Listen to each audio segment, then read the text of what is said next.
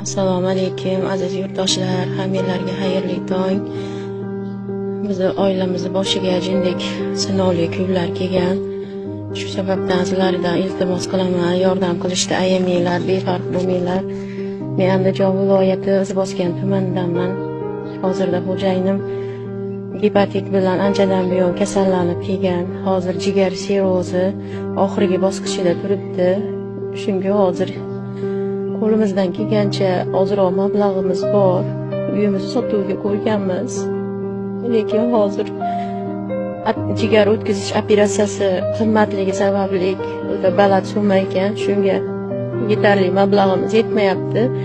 Sizlardan iltimos qilaman, sizlarni ko'maginglarda shu xo'jayinim operatsiya qilib bitta umidimiz hozir shu operatsiya bo'lib turibdi. Yordam qilishinglarni so'rab qolaman.